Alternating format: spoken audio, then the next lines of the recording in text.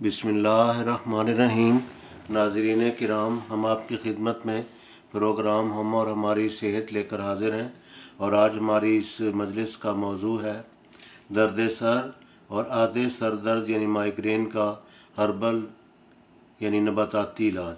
جو نسخہ جات ہم ذیل میں بیان کرنے لگے ہیں، بفضل خدا بغیر کسی مبالغہ کے ہم نے ان کو ہزاروں مرتبہ استعمال کرایا اور اللہ کے فضل کے ساتھ ان کو مفید بھی پایا اور بے ضرر بھی۔ اجزائے نسخہ: دھنیا خشک 100 گرام، گلے بنفشہ اعلیٰ قسم 100 گرام، است و خدوس 100 گرام، کالی مرچ 3 گرام، چینی 300 گرام۔ ترکیب تیاری: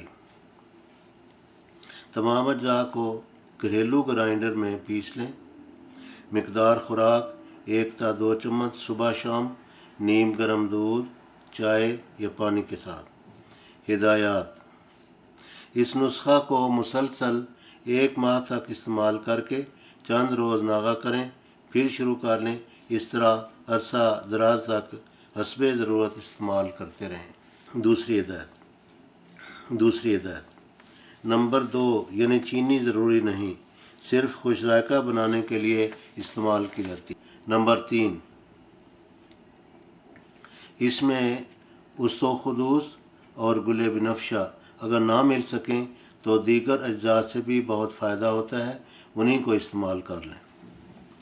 نمبر 4، اگر قبض رہتا ہو تو 7 صفوف تریپلا یعنی ہرڑ، بہیڑا، آملہ استعمال کریں۔ سوال ہے کہ اگر کوئی شخص خود تیار کرنے میں دشواری محسوس کرے تو وہ کیا کرے؟